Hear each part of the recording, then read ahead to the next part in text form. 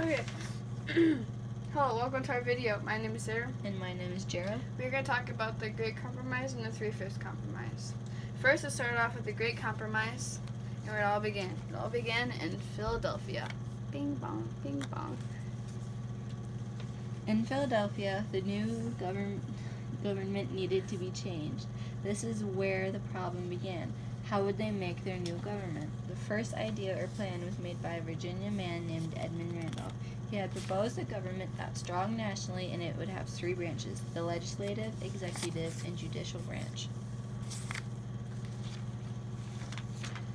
This form of government gave the legislative the power to tax, regulate trade, and veto state laws, and to fix the problems for how many representatives would be proportional to the population of the state.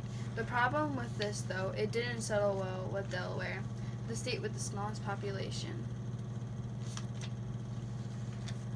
Another try at fixing this government issue was the New Jersey Plan. It was made by William Paterson, and the legislature wouldn't be bicameral, only having one house. With each state having one vote.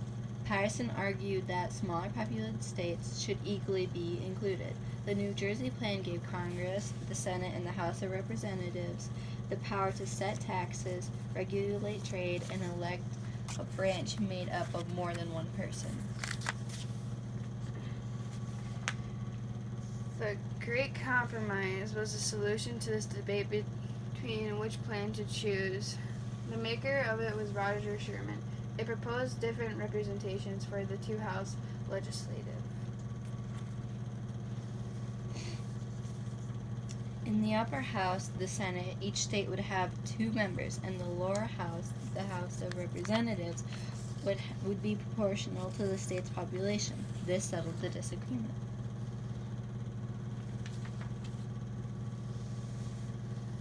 The Three-Fifths Compromise was solved easily. Compared to the Great Compromise, it was a disagreement between the North and the Southern states. It was an issue between representations on how slaves would be counted, or if they even should be counted. The North didn't want slaves to be counted because they gave the South a bigger population, which meant more representation in the House of Representatives. The South wanted slaves to be counted. They kinda didn't. If slaves were counted, their population would go up and they would get more representations. But also, if they were counted, state taxes would be higher, and southern states didn't like that.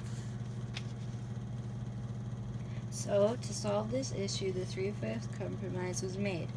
It said that slaves should be counted, but for every 5 slaves, 3 people would be added to the state's population. This had solved the issue for counting slaves for the young government.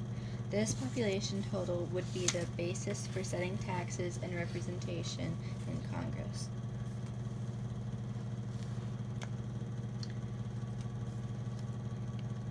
Hope you liked our video. The end. Wow. Bye.